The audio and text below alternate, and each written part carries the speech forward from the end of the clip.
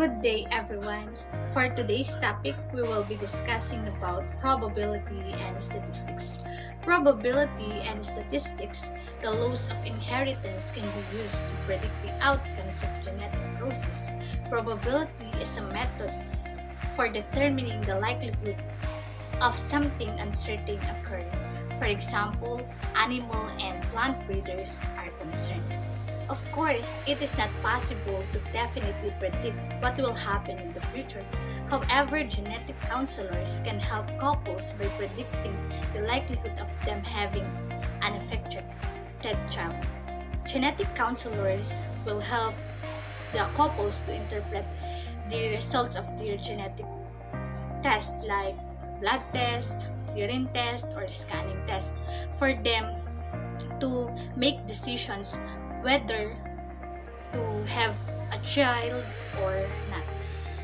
In 1900s, an English geneticist named Reginald Panet developed a visual technique for calculating the probabilities of offspring inheriting specific traits, and he called it a Panet square. A Panet square is particularly useful for creating a visual representation of heterozygous process even when an individual's phenotype masks the recessive. Here is an example of a Panet square. In genetic prose, the allele that each parent will pass onto its offspring is based on probability.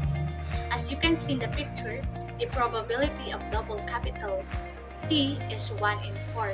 The probability of small t is 1 in 4. And the probability of the combination of capital T and small t is 2 in 4 or 50%. And in the Punnett square, the capital T is dominant, so there are 3 of 4 are tall. Principles of probability. Probability predicts the results of particular event, and it is the number that describes how likely an event will occur. In getting the probability, here is the formula. Probability is equal to the number of times an event occur over total number of events. For example, in a coin flip, in flipping a coin, there is 1:1 ratio because there is one tail and one head. And you don't know whether if one head or one tail will occur. So here's an example. P of probability of heads is equal to 1 times the number of heads that occur when you flip the coin all over 1 heads plus 1 tails is equal to 1/2 or 50%. The accuracy of the probability prediction depends largely on the large of the sample.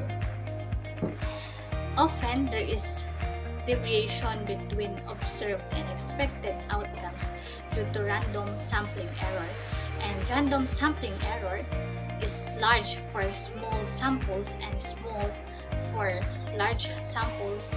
For example, if a coin is flipped only 10 times, it is not unusual to get 70% heads and 30% tails. And if you flip the coin 1,000 times, the percentage of heads will be fairly close to the predicted 50% value. There are 2 basic laws of probability in the determination of genetic ratios. First, when the probability of an event is independent of that of another event, so that the occurrence of one does not interfere with the occurrence of the other, the probability that both events occur together is the product of their individual probabilities. 2. When 2 events are mutually exclusive, the probability that an individual will have one of these characteristics is equal to the sum of their probabilities. In probability, we have rules to follow. First is the sum rule. The probability that one of 2 or more mutually exclusive events will occur the sum of their respective probabilities. Consider the following Example in mice. Gene affecting the ears, we have the combination of capital D and small e for normal allele, and combination of small d and e for droopy ears. And for gene affecting the tail, we have the combination of capital T and small t for normal allele, and the combination of small c and small t for the crinkly tail. Using the Punnett square, we determine the probability of mice affecting the ears and affecting the tail. Then the predicted ratio of offspring is 9 with normal ears and normal tails, 3 with normal ears and crinkly tails, 3 with droopy ears and normal tails, 1 with droopy ears and crinkly tails. These 4 phenotypes are mutually exclusive, which means that a mouse with droopy ears and normal tail cannot have normal ears and crinkly tail. To determine the probability that an offspring of the above cross that have a normal ears and a normal tail, or have droopy ears and a crinkly tail, we apply the sum rule. Step 1, we calculate the individual probabilities. We have 9 normal ears and a normal tail, so we just add the following individual probabilities and we get 9 all over 16. And also in droopy ears and a crinkly tail, we have 1 only, so we just add the individual probabilities, then we get 1 all over 16. Then step 2, add the individual probabilities, so we just add only the individual probabilities, 9, which is normal ears and a normal tail, and plus the droopy ears and a crinkly tail, which is 1. So 9 plus 1 is equal to 10. Then we have 10 all over 16. 10 all over 16 can be converted to 0.625. Therefore, 62.5% of the offspring are predicted to have normal ears and a normal tail, or droopy ears and a crinkly tail.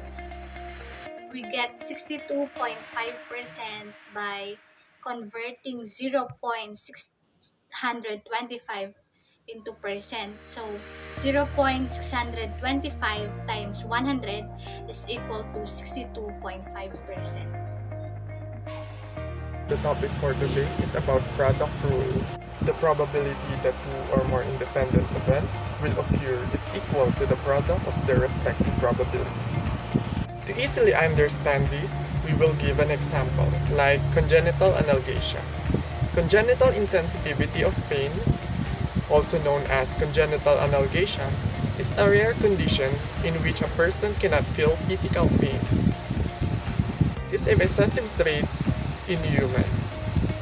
2 alleles present in this problem: the capital letter P, which is dominant or the normal, and the small letter p, which is the recessive and carries congenital analgesia. Here are the sample problem. 2 heterozygous individuals plan to start a family. What is the probability that the couple's first 3 children will all have congenital analgesia? To answer that problem, we need to do first a Punnett square that we learned from our previous topics and calculate the individual probability for analgesia. After we do a Punnett square, we will come up to a phenotypic ratio of 3:1. Or we should say 1/4 of their offspring will have a congenital analgesia. After we get the probability of congenital analgesia in their offspring, we need to find the probability that the couple's first 3 children will all have congenital analgesia.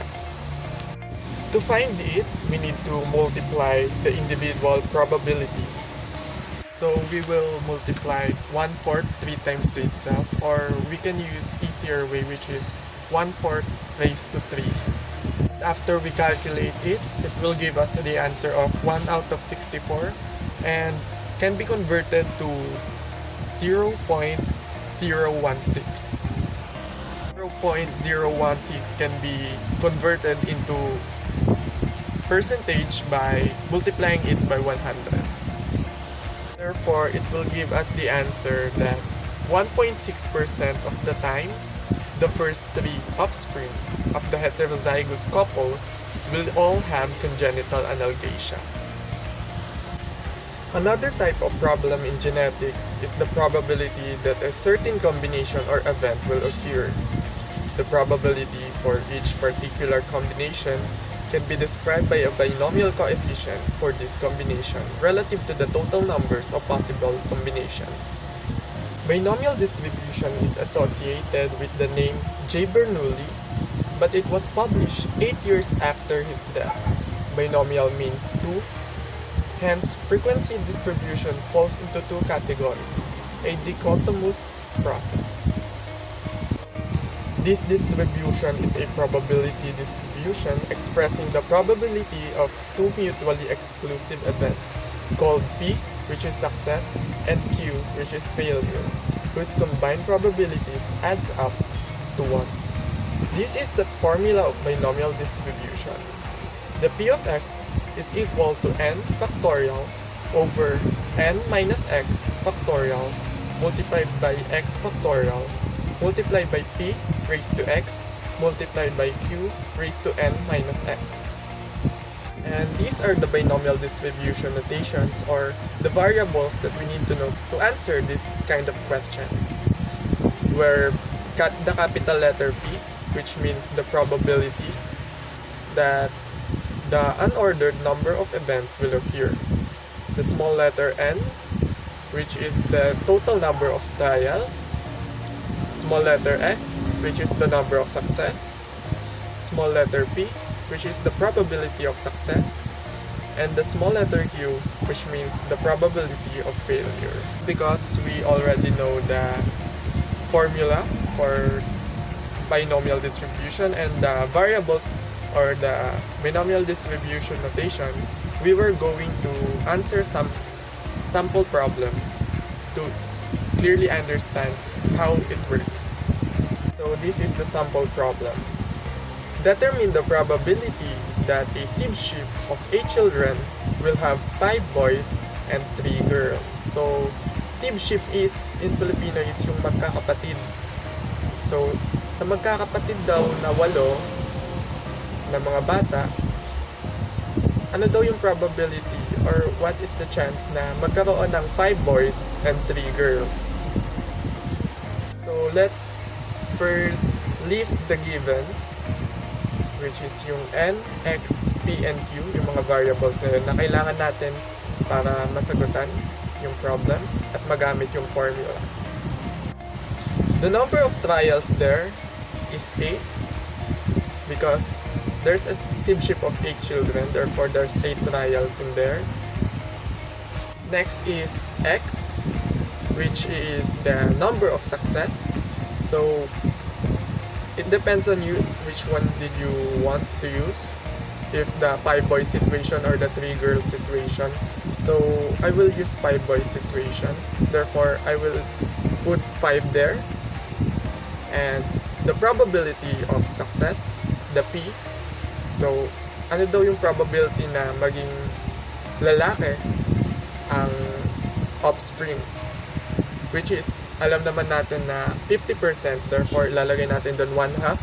And lastly, the q, the probability of failure.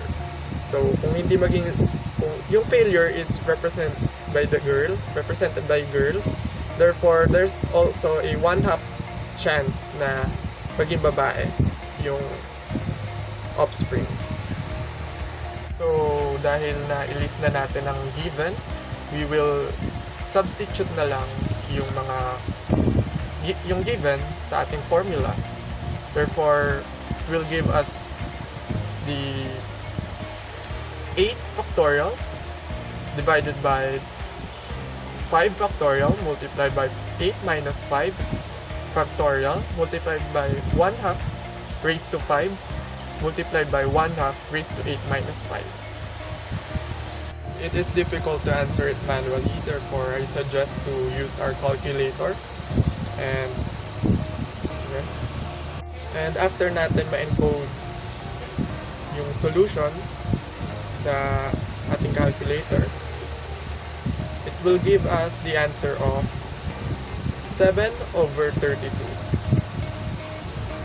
and can be converted into decimal, which is 0.21875. It can be also converted into percentage, yung decimal to percentage, by multiplying it by 100. So it will give us the answer of 21.87%. So the answer to this problem is, among 32 families of 8 children, each 7 will have 5 boys and 3 girls. So sa kada 32 families na may 8 na anak, 8 na magkakapatid, 7 doon ay merong 5 boys and 3 girls. Or there is 21.87% chance that out of 8 siblings, 5 of them will be boys and 3 of them will be girls. So that's how binomial distribution works. And that's all of my report. I hope you learned something and have a nice day. Another statistical test most commonly used in gene segregation is a chi-square test. So what is a chi-square test? A chi-square is used to determine the percent chance that the observed difference between the predicted and the observed value is due to chance alone. The agreed upon limit for this value is 0.05 or 5%. A chi-square is a statistical method used to determine the goodness of fit, and this goodness of fit refers to how close the observed data are to those predicted from a hypothesis. Note that in a chi-square test, it does not prove that a hypothesis is correct. It evaluates whether or not the data and the hypothesis have a good fit. The chi-square analysis allows you to use statistics to determine if your data is good or non-biased, or if the data is bad or biased. If statistics show the data is biased, this means that somehow the data is far different from what you expected and something is causing the difference beyond just normal chance occurrence. And this is the chi-square formula. X squared is equal to the summation of O minus E raised to 2 divided by E, where X is the Greek letter for chi, summation is the add together a term for each condition, O is the observed individuals or observed values, and E is for expected individuals or the expected values. Let's take for an example the hybrid fruit fly cross. Black body eyeless is crossed with the wild type, so the F1 generation of this cross is all wild type.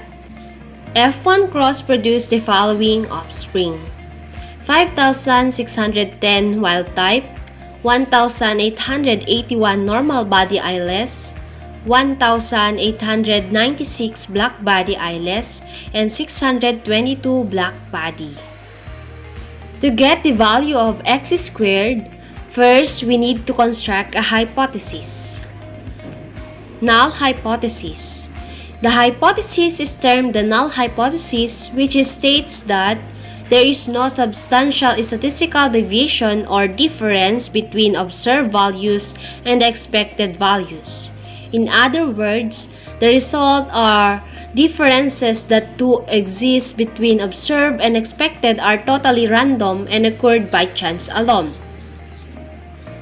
If the null hypothesis is supported for analysis, The assumption is that mating is random and normal gene segregation and independent assortment occurred. Note that this is the assumption in all genetic crosses. This is normal meiosis occurring and we would expect random segregation and independent assortment. If the null hypothesis is not supported by analysis, the deviation or difference between what was observed and what the expected values were is very far apart, or something non-random must be occurring.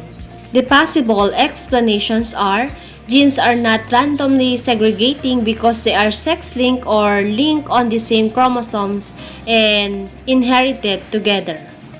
Now that we already construct the hypothesis, let's now analyze the results. Once the total number of offspring in each class is counted, you have to determine the expected value for this dihybrid cross. What are the expected outcomes of this typical dihybrid cross? 9:3:3:1. 9/16 should be wild type, 3/16 should be normal body eyeless, 3/16 should be black body wild eyes, and 1/16 should be black body eyeless. Now, let's conduct the analysis. The observed value in wild type is 5,610. The observed value in eyeless is 1,881. In black body, there are 1,896, and in black body eyeless, there are 622, and the total value is 10,009. To compute the expected value, multiply the expected 9/16 is to 3/16 is to 3/16 is to 1/16 ratios by 10,009. Calculating the expected values.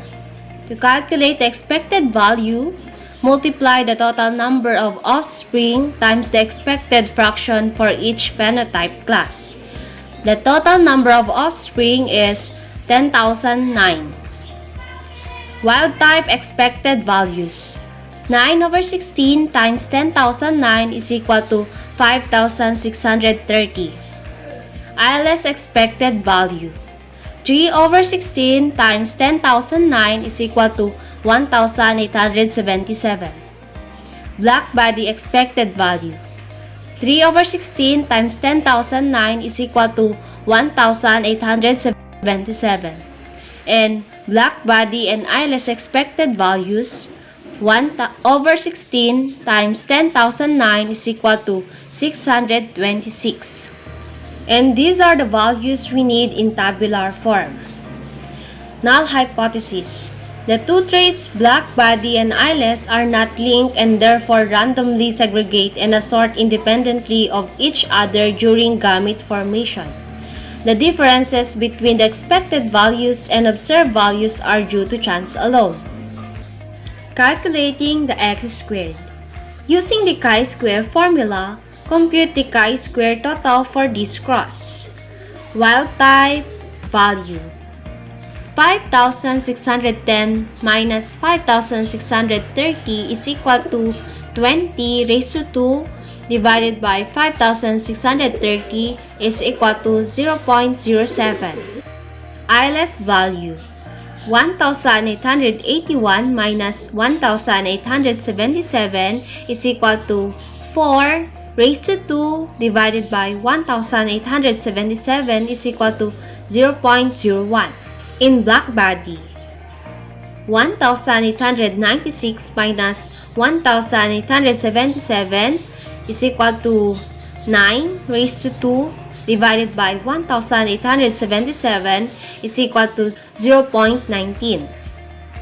In black body eyeless, 622 minus 626 is equal to negative 4 raised to 2 divided by 626 is equal to 0.03.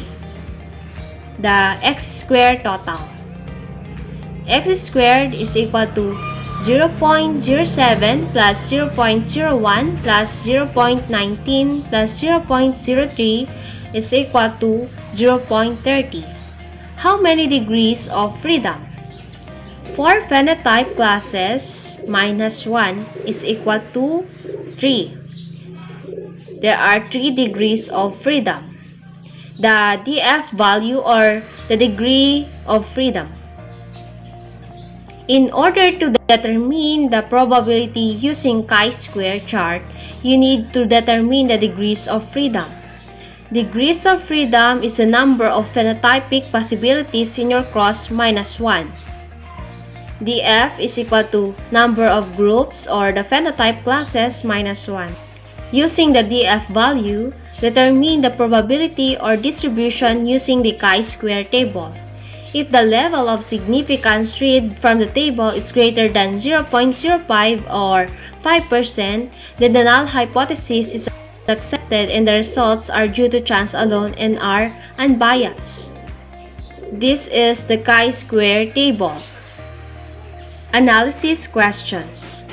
Looking this statistic up on the chi-square distribution table tells us the following. The p-value read of the table places our chi-square number of 0.30 with 3 degrees of freedom closer to 0.95 or 95%. This means that greater than 95% of the time when our observed data is this close to our expected data, the deviation from expected value is due to random chance and not something else. We therefore fail to reject our null hypothesis. What is the critical value of which we would reject the null hypothesis? For 3 degrees of freedom, this value for our chi-square is 7.815. What if our chi-square value was 8.0 with 4 degrees of freedom? Do we fail to reject or reject the null hypothesis? Fail to reject, since the critical values is 9.48 with 4 degrees of freedom. Lastly is the normal distribution.